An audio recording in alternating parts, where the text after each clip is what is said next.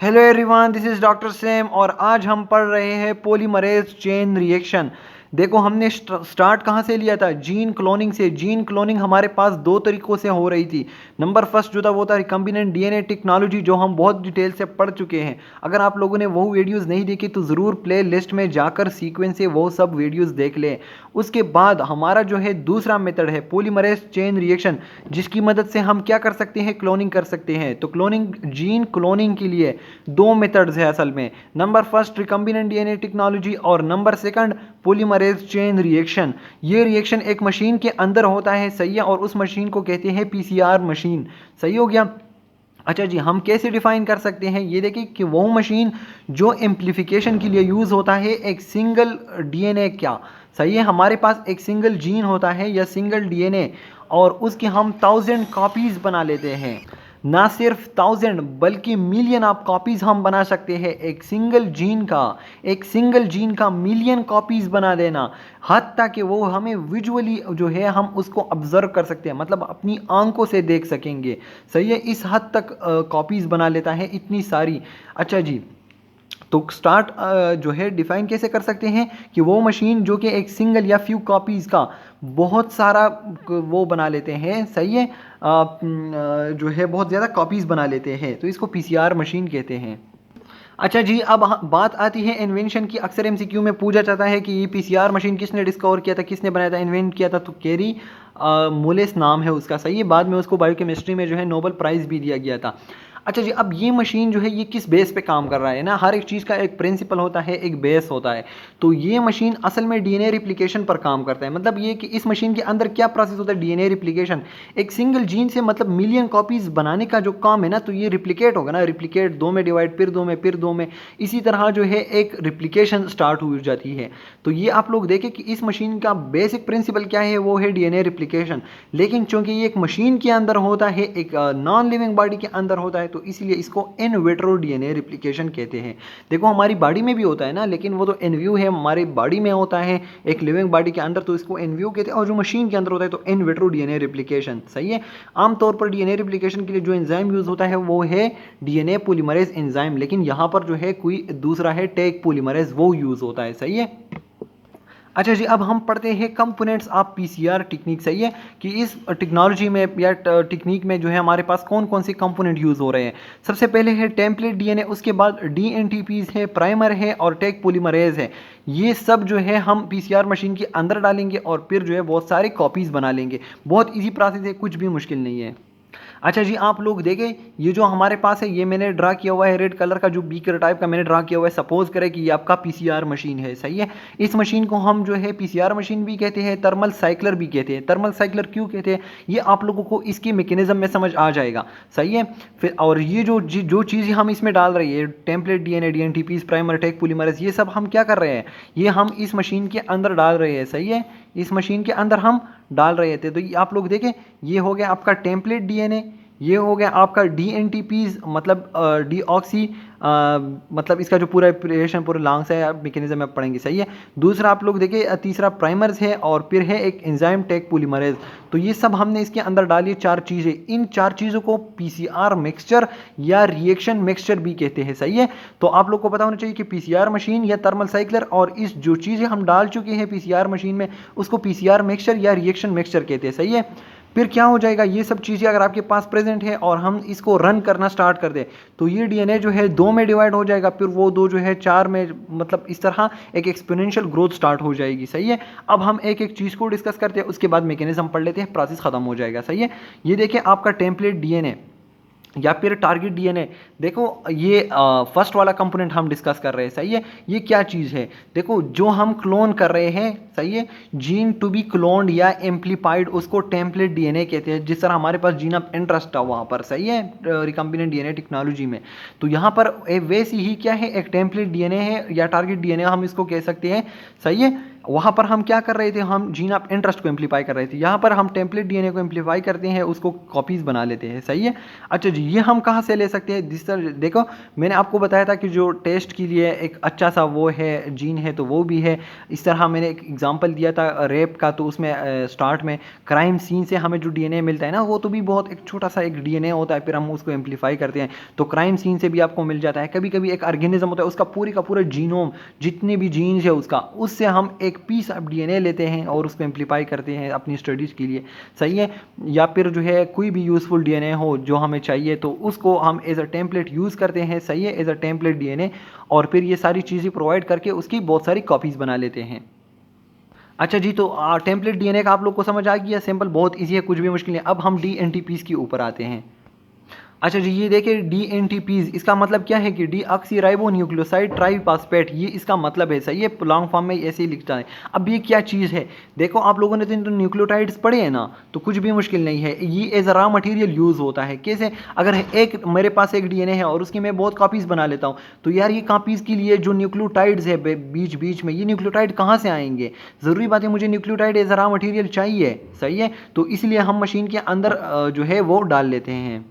देखो इसकी एग्जांपल ऐसी है, अगर आप एक जूसर में जो है जूस बना रहे हैं। सही है, तो जूस के लिए आपको क्या चाहिए? आपने केले भी डालने हैं, फ्रूट्स भी डालने हैं, साथ साथ में वो भी डालने हैं, मिल्क भी डालना है। तो ये मिल्क और ये जो केले, ये आपके क्या हो गए? ये आपके जो है रॉ मटेरियल। तो इसी तरह रॉ मटेरियल चाहिए होती है। सही है, हर एक प्रोसेस के लिए। तो ये आपका हो गया रॉ मटेरियल, डीएनटीपीज ऐसा रॉ मटेरियल। सही है, ये फ्री न्यूक्लियोटाइड होते हैं जो कि इन जो रिप्लिकेटेड डॉटर डीएनए है तो उनकी फॉर्मेशन में काम आते हैं। सही है, इसके 4 टाइप्स होते हैं, क्योंकि आपके पास देखो एडेनिन, थाइमिन, साइटोसिन, ग्वानिन होते हैं ना, तो इसी हिसाब से ये क्या है? डीएटीपी, डीटीटीपी, डीसीटीपी, डीजीटीपी। सही है, तो ये आपके 4 टाइप्स के डीऑक्सी राइबोन्यूक्लियोसाइड ट्राइफॉस्फेट हो गई। अच्छा जी, तो ये आप लोगों ने याद रखना है। सही है, ये डीटीपी सब में सेम है, लेकिन ए है एडेनिन, थाइमिन, साइटोसिन, ग्वानिन, ये आप लोगों ने याद रखने हैं कि 4 किस्म के। तो इसीलिए फ्री न्यूक्लियोटाइड्स भी हम 4 किस्म के डालते हैं, क्योंकि देखो डीएनए के अंदर जो होता है ना, आपके पास यही 4 यूज़ होते हैं। तो आगे अगर ये बन रहे हैं तो इसमें जो है ये न्यूक्लियोटाइड यूज़ हो सकती है, तो इसलिए हम सारे के सारे प्रोवाइड कर रहे हैं। अच्छा जी, अब हम आते हैं प्राइमर के ऊपर कि प्राइमर क्या है। देखो हमारे पास रिप्लिकेशन प्रोसेस जो स्टार्ट हो रहा था, तो उसके लिए हमें प्राइमर जो है उसकी ज़रूरत होती है ना। आप डीएनए रिप्लिकेशन में हमने पढ़ा है। अगर आप लोगों ने डीएनए रिप्लिकेशन की वीडियोस नहीं देखी तो क्रोमोसोम एंड डीएनए चैप्टर में जाके ज़रूर देखें। अच्छा जी, तो ये प्राइमर जो होते हैं ये हमारे पास 2 किस्म के होते हैं, एक फॉरवर्ड प्राइमर होती है, एक बैकवर्ड प्राइमर होते हैं। ये क्या होते हैं, ये मैं आप लोग को एक डायग्राम से बता दूंगा। दोनों जो है 3 एंड ऑफ डीएनए से स्टार्ट लेते हैं। तो ये चीज़ें आप लोग को समझ नहीं आएगी, मैं डायग्राम से दिखाऊंगा तो तभी समझ आएगी।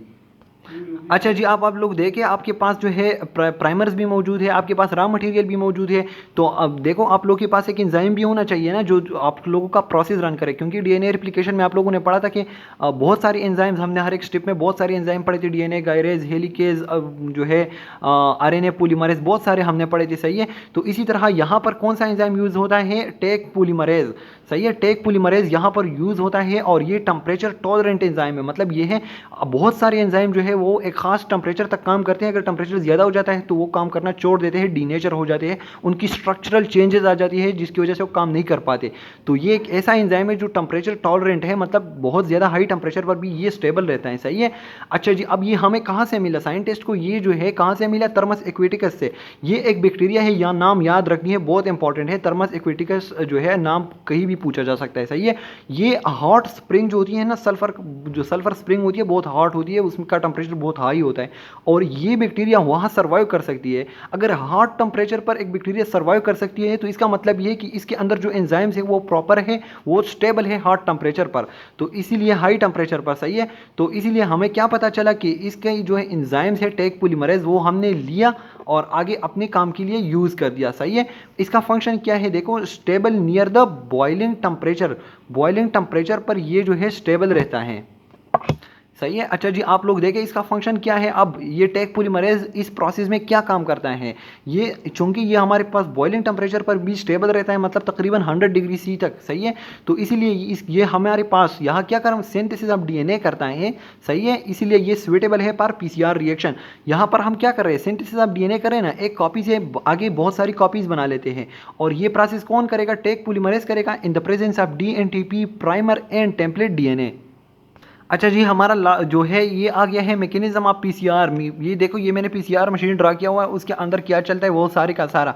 असल में जो है ये जो है 3 स्टेप प्रोसेस है, सही है। पीसीआर में कितने स्टेप्स होते हैं? 3 स्टेप होते हैं। नंबर फर्स्ट में denaturation of the template DNA हो जाती है, दूसरे में प्राइमर एनीलिंग हो जाती है, तीसरी में पॉलीमराइजेशन हो जाती है।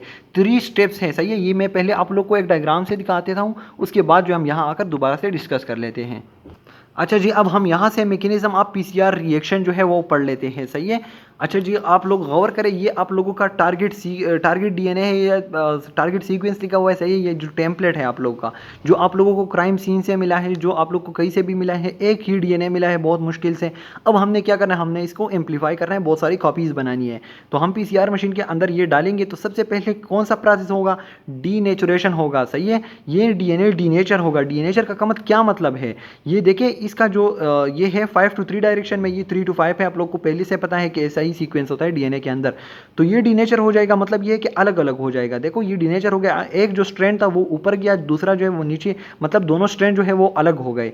ये स्ट्रैंड जो है, ये देखिए 5 to 3, ये देखिए 5 to 3 वाला स्ट्रैंड हो गया, सही है। जो नीचे वाला है वो क्या है? 3 to 5 स्ट्रैंड है। तो ये देखिए 3 to 5 स्ट्रैंड है, सही हो गया। अच्छा जी, अब हमारे पास दूसरे स्ट्रिप में क्या हो जाता है? प्राइमर एनीलिंग होती है। प्राइमर एनीलिंग मतलब ये है कि तब तक हमारे पास रिप्लिकेशन स्टार्ट नहीं होगा जब तक कि प्राइमर अपना काम नहीं करेगा।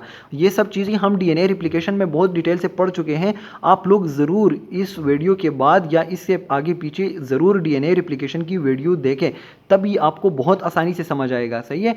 तो ये देखें, ये हमारे पास प्राइमर जो है तब तक रिप्लिकेशन स्टार्ट नहीं होगा जब तक कि प्राइमर नहीं आएगा। प्राइम मिनिस्टर नहीं आएगा तो सेरेमनी कोई भी स्टार्ट नहीं होगी। आप लोगों ने ऐसे ही याद रखना है, सही है। प्राइमर आ जाएगा और 3 एंड पर जो है चिपक जाएगा, सही है। 3 एंड पर देखें, ये हमारे पास 5 to 3 डायरेक्शन में था, ये इसका 3 एंड था। तो 3 एंड के बिल्कुल करीब ही सेकंड स्ट्रैंड बनने के लिए ये 3 एंड पर चिपक गया। कौन चिपक गया? प्राइमर। यहाँ पर आप लोग देखें, ये 3 एंड है इसका ना, तो 3 एंड पर ये चिपक गया।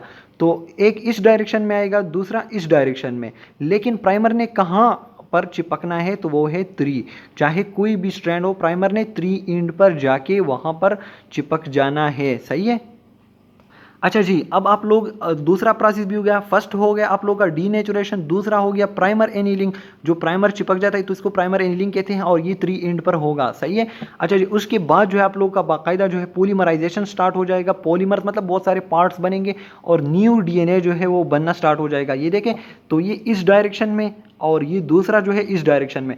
तो इसमें एक आप लोगों का फॉरवर्ड प्राइमर हो गया, फॉरवर्ड, सही है। ये देखिए, ये फॉरवर्ड प्राइमर हो गया, दूसरा जो है बैकवर्ड प्राइमर हो गया। तो 2 किस्म के प्राइमर्स होते हैं आप लोगों के पास, सही है। लेकिन डीएनए रिप्लिकेशन से पहले, पॉलीमराइजेशन से पहले प्राइमर का चिपकना ज़रूरी है। 2 किस्म के प्राइमर होते हैं, फॉरवर्ड होते हैं और बैकवर्ड प्राइमर होते हैं, सही हो गया। अच्छा जी, तो आप लोग गौर करें तो आप लोगों के पास एक से एक टेम्पलेट डीएनए से 2 डॉटर डीएनए बन गए। अब नेक्स्ट स्टेप में क्या होगा? ये दोनों जो है, ये देखिए, ये फिर से डीनेचर हो गया। ये देखिए, इसका एक पार्ट ऊपर गया, दूसरा नीचे। इसके ऊपर फिर से ये देखिए प्राइमर एनीलिंग हो गई और पॉलीमराइजेशन, तो ये फिर से एक डीएनए बन गया। ये देखिए, दूसरा जो था हमारे पास उसका भी ऐसा हो गया। तो इसीलिए हर एक जो है नेक्स्ट स्टेप में एक साइकिल चलता है, एक पूरी का पूरा साइकिल। इसके अंदर जो है मशीन के अंदर टेम्परेचर की चेंजेस आती है बहुत सारी, तो वो हम अगले पढ़ते हैं। लेकिन पहले आप लोग को ऐसा सारे का सारा जो है स्कीम समझना चाहिए। इसी तरह जो है एक ही हमारे पास एक टेम्पलेट से मिलियन ऑफ डीएनएस बन जाएंगे, यहाँ तक कि आप लोग उसको विजुअली ऑब्जर्व कर सकेंगे। अच्छा जी, तो हम यहाँ से अब दोबारा से डिस्कस करने आए। फर्स्ट स्टेप में क्या होगा? डीनेचुरेशन होगा। मतलब ये है कि अगर एक ऐसा डीएनए है तो उसके फिर 2 स्ट्रैंड बन जाएगी, सही है। जिस तरह आप लोगों ने आप लास्ट लेक्चर में, अब ये डीनेचुरेशन कैसे हो जाती है? ये देखिए, ये आप लोग का पीसीआर मशीन है। पीसीआर मशीन में क्या हो जाता है? टेम्परेचर 94 डिग्री सी पर पहुँच जाता है, सही है। 94 डिग्री सी पर जब ये टेम्परेचर पहुँच जाता है तो इसी दौरान जो है डीएनए की डीनेचुरेशन हो जाती है। उसके 2 स्ट्रैंड बन जाते हैं, एक दूसरे से अलग हो जाते हैं, सही है। तो ये किस डिग्री पर होता है? 94 पर। बहुत ज़्यादा इंपॉर्टेंट है, हर जगह पूछा जाता है कि पीसीआर पर जब टेम्परेचर 94 तक पहुंच जाता है तो क्या हो जाता है। वैसे भी हम कहते हैं कि डीएनए जो है वो सर्टन टेम्परेचर के ऊपर क्या हो जाता है, उसकी डीनेचुरेशन हो जाती है। सही है। डीएनए डीनेचुरेशन का क्या मतलब है कि एक पूरे का पूरा जो डीएनए था उसकी दो अलग अलग स्ट्रैंड बन गए। सही है। अच्छा जी, डीनेचुरेशन के लिए टाइम कितना चाहिए? 1 से लेकर 5 मिनट तक। 1 से लेकर 5 मिनट तक मतलब 2 मिनट पर भी हो सकता है, 3 पर भी हो सकता है, 4 पर भी, 5 पर भी। 1 से 5 के दरमियान किसी भी मिनट पर आप लोगों के पास जो है डीनेचुरेशन हो जाती है 94 डिग्री सी पर। ये आप लोग का फर्स्ट स्टेप हो गया। दूसरा स्टेप मैंने आप लोग को डायग्राम में दिखाया था कि जो प्राइमर जो है वो चिपक रहा था। सही है। अब डी जो है पीसीआर मशीन के अंदर खुद ब खुद जो है ऑटोमेटिकली टेम्परेचर 94 से 54 तक आ जाता है। मतलब बहुत ज़्यादा गिर गया ना, 54 तक आ गया। अब ये 54 तक क्यों आ गया? क्योंकि primer annealing is only possible at 54 degree C. सही है। 54 तक उसका टेम्परेचर आ जाएगा। और दूसरा जो है, अब पीसीआर के अंदर तो वैसे भी आप लोग का प्राइमर मौजूद है ना, तो प्राइमर तभी चिपकेगा जब उसको पता चल जाएगा कि टेम्परेचर जो है 54 पर आ गया है। सही है। 2 मिनट तक ये 54 पर रहेगा, प्राइमर सबकी सब एनीलिंग हो जाएगी। सही है। जब दूसरा स्टेप भी कंप्लीट हो गया तो तीसरा आपका पॉलीमराइजेशन था ना, तो अब दोबारा से 54 से टेम्परेचर 72 पर पहुंच जाएगा, क्योंकि polymerization is possible at only 72 degree C पर 1 मिनट।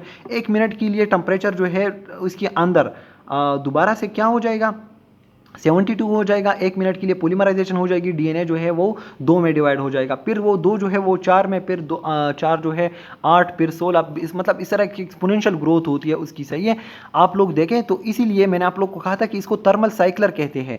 थर्मल साइक्लर मतलब ये कि इसमें ये साइकिलिंग जो है टेम्परेचर की बार बार एक साइकिल बन रही है, 94 से 54, 54 से 72। सही है। कैसे याद रखना है? बस ऐसे डायरेक्टली याद रखना है सीक्वेंस पर, 94 54 72, 94 54 72, 94 54 72, ऐसे ही याद रखना है। सही है। अब ये प्रोसेस जो है इसके लिए 1 से 5 मिनट तक दरकार है, इसके लिए 2 मिनट दरकार है, इसके लिए 1 मिनट दरकार है। 3 स्टेप्स होते हैं, बहुत ईजी है, कुछ भी मुश्किल नहीं है, ऐसे ही याद रखना है। सही है। अच्छा जी, हमने जो कुछ भी आज पढ़ा 1 मिनट के अंदर में जल्दी जल्दी से आप लोग को सारे का सारा रिपीट कर दो। सबसे पहले देखिए पीसीआर मशीन भी होता है और जो है पीसीआर एक रिएक्शन भी होता है। देखिए ये क्या हो जाता है, ये कैसा मशीन होता है जिसके अंदर हम एक डीएनए डाल देते हैं और उसकी जो है बहुत सारी कॉपीज बन जाती है, यानी कि 1000 से लेकर मिलियन तक की कॉपी जो हमें विजुअली नजर आती है। सही है। अच्छा जी, ये किसने डिस्कवर किया था? कैरी मोलेस ने इसको डिस्कवर किया था। इसका बेस क्या है? हेडिंग्स में ऐसे डिफिनेशन, इस फिर इन्वेंशन, फिर जो है इसका बेसिक प्रिंसिपल क्या है, तो वो है in vitro DNA replication. DNA replicate हो रहा था ना, मैंने आप लोगों को दिखा भी दिया। आमतौर पर जो है आप लोगों ने इस चैप्टर से पहले जो है इस टॉपिक से पहले डीएनए रिप्लिकेशन की सारी वीडियोस देखनी है, सारे लेक्चर्स लेने हैं। सही है। क्रोमोसोम एंड डीएनए में हमने इसको डिस्कस किया हुआ है, प्लेलिस्ट में मौजूद है। अच्छा जी, उसके बाद ये जब हमने पढ़ा तो फिर क्या पढ़ा हमने, इसका कंपोनेंट और मैकेनिज्म। ये देखिए जी, इसके कंपोनेंट्स हैं। हम कंपोनेंट्स में हम क्या क्या डाल देते हैं, हम जो है एक टेम्पलेट डीएनए जिसको हमने आगे एम्पलीफाई करना है। कैसे एम्पलीफाई कर सकती है? ऐसे एम्पलीफाई कर सकते हैं कि हमारे पास जो है डीएनटीपी मौजूद हो, प्राइमर्स मौजूद हो और टेक पॉलीमरेज एंजाइम मौजूद हो। सही है। ये तीनों अगर मौजूद हो तो हम एक डीएनए को जो है बहुत सारा एम्पलीफाई कर सकते हैं। इस मशीन को हम थर्मल साइक्लर या पीसीआर मशीन भी कहते हैं। थर्मल साइक्लर क्यों कहते हैं, तो मैकेनिज्म में मैंने आप लोगों को बता दिया। सही है। ये सारे का सारा क्या है, ये आपका पीसीआर मिक्सचर है या रिएक्शन मिक्सचर है। अच्छा जी, अब हम एक एक कंपोनेंट को डिस्कस करते हैं कि क्या है। Template DNA, DNA to be clone, जो हमें किसी इवेंट से मिला है, जो हमें किसी रेप केस से मिला है, जो हमें आगे एम्पलीफाई करना है। अच्छा जी, उसके बाद हमने क्या पढ़ा? डीएनटीपीज पढ़े। डीएनटीपीज जो है मतलब आगे इनको बनाने के लिए हमें न्यूक्लियोटाइड की ज़रूरत होती है। सही है। ये फ्री न्यूक्लियोटाइड्स होते हैं, वो भी हम डाल देते ताकि जो डॉटर डीएनए बनेगी तो उसके काम आ जाए। सही है। उसके बाद ये देखिए प्राइमर हो, प्राइमर का मैंने आप लोग को बता दिया कि डीएनए रिप्लिकेशन इसके बगैर स्टार्ट ही नहीं होती। प्राइमर मतलब प्राइम मिनिस्टर। सही है। ये याद रखना है ऐसे। इसको इसकी 2 टाइप्स है, फॉरवर्ड है और बैकवर्ड है, और दोनों जो है 3 एंड सेलेक्ट करते हैं। प्राइमर का नाम सुनते आप लोग के जहन में 3 याद होना चाहिए, 3 याद होना चाहिए, क्योंकि ये 3 एंड से ही स्टार्ट लेंगे। सही है। और डीएनए रिप्लिकेशन की डायरेक्शन क्या है, अगर आप लोग से मैं पूछूं डीएनए रिप्लिकेशन की डायरेक्शन क्या है, ज़रूर जाके वो वीडियो देखे डीएनए रिप्लिकेशन की। सही है। वो डीएनए रिप्लिकेशन की डायरेक्शन है 5 to 3। सही है। और प्राइमर किस एंड पर अटैच होता है? 3 एंड पर। सही है। अच्छा जी, उसके बाद हमने क्या पढ़ा? हमने ये टेक पॉलीमरेज पढ़ा कि ये जो है एक ऐसा एंजाइम है जो हाई टेम्परेचर पर रह सकता है, इसीलिए हम इसको यूज़ करते हैं, क्योंकि फर्स्ट स्टेप जो है उसमें हमारा टेम्परेचर मशीन के अंदर 94 डिग्री सी तक पहुंच रहा था। तो अगर 94 डिग्री सी पर हमारे पास टेक पॉलीमरेज जो है वो इनएक्टिव हो जाए, फिर तो प्रोसेस होगा ही नहीं। तो इसीलिए हम ऐसा ही एंजाइम यूज़ करते हैं जो कि इस टेम्परेचर पर भी स्टेबल हो। सही हो गया। अच्छा जी, दोबारा से मैं उस जगह पर आ गया हूँ। ये सबसे पहले आप लोग के पास डीनेचुरेशन होगा। सही है, 2 स्ट्रैंड बनेंगे। दूसरे स्टेप में आप लोग मैकेनिज्म के ऊपर में आ गए। सही है, सबसे पहले डीनेचुरेशन होगा, उसके बाद प्राइमर एनीलिंग होगी। तीसरे स्टेप में ये देखें पॉलीमराइजेशन हो चुकी है। फिर ये तो सारा रिपीटिशन है दोबारा। अच्छा जी, ये देखें हमारे पास डीनेचुरेशन 94 डिग्री सी पर जो है ये इसके 2 स्ट्रैंड बन जाएंगे। सही है, अलग अलग हो जाएंगे। उसके बाद जो है प्राइमर 3 इंड पर अटैच हो जाएगा। लेकिन 3 इंड पर अटैच हो गया ना, लेकिन इसका जो डायरेक्शन है वो क्या है? वो 5 to 3 है। 5 to 3 है। सही है। तो इसको पूरी का पूरा अगर आप लोग अब समझ नहीं आ रहा तो आप लोग ज़रूर जाकर वो डीएनए रिप्लिकेशन की वीडियोस में रिकमेंड करूंगा, वो देखे, प्लेलिस्ट में मौजूद है। सही है। तो ये 3 स्टेप्स हैं, डीनेचुरेशन, प्राइमर एनीलिंग और पॉलीमराइजेशन। सही है, ये तीनों स्टेप्स हैं। अच्छा जी, फिर ये देखिए ये आपका थर्मल साइक्लर है, जिसमें डीनेचुरेशन के लिए 94 डिग्री सी, डीनेचुरेशन के बाद प्राइमर एनीलिंग के लिए 54 डिग्री सी पर 2 मिनट्स, और लास्ट में पॉलीमराइजेशन के लिए 72 डिग्री सी पर 1 मिनट, और आप लोग का डीएनए जो है वो रिप्लिकेट हो जाएगा। सही है। अच्छा जी, आप लोग ये देखें, ये आप लोग का एप्लीकेशन, आप पीसीआर मशीन हम किसके लिए यूज़ करते हैं? डायग्नोस्टिक टेक्निक के लिए हम यूज़ करते हैं, मतलब एक बीमारी को मालूम करने के लिए। सही है, उसको डायग्नोस्टिक बीमारी को एचबीवी एचसीवी ये हम मालूम कर सकते हैं इसके ज़रिए। अगर एक कोई माइक्रो ऑर्गेनिज्म हमने डिटेक्ट करना हो तो उसके लिए भी यूज़ कर सकते हैं, जीनोम एनालिसिस के लिए भी। सही है, डीएनए सीक्वेंसिंग के लिए भी, जो कि आगे हमारे टॉपिक से हम डिस्कस करेंगे। इसके अलावा जो है क्रिमिनोलॉजी, डीएनए फिंगरप्रिंटिंग, ये सारी चीज़ें हम आगे डिस्कस कर रहे हैं। सही है, तो इसीलिए मैं इसके ऊपर कोई वीडियो नहीं बनाऊंगा। हमारा अगला टॉपिक रहेगा genome library. Thank you so much. अल्लाह हाफिज़।